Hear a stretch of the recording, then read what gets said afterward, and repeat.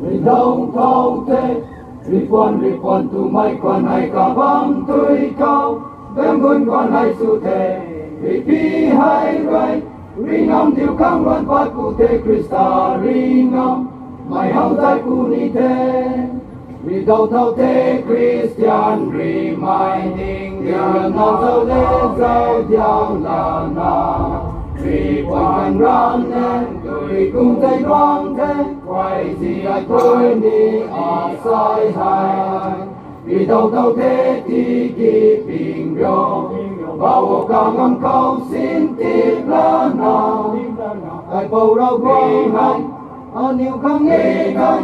in cầm cầu ri ngắm lu xoan đi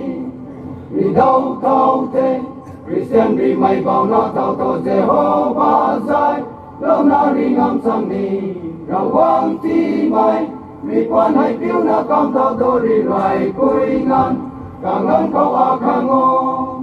vì đâu thao thế Christian reminding điều nào sao lễ giao thiang là nào vì quan ran nên tôi cùng dây loang thế quay gì ai tôi đi ở sai hai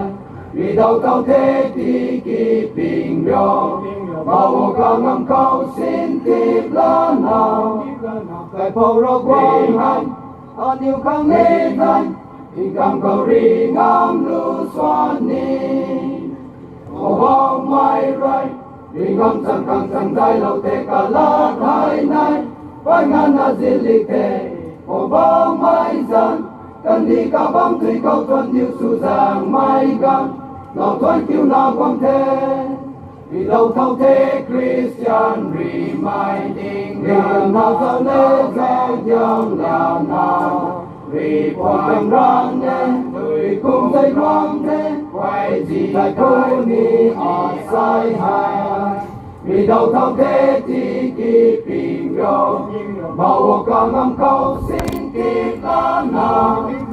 cái bao rô quang hành anh yêu không nghe danh in cầm cầu ri ngắm lu xoan đi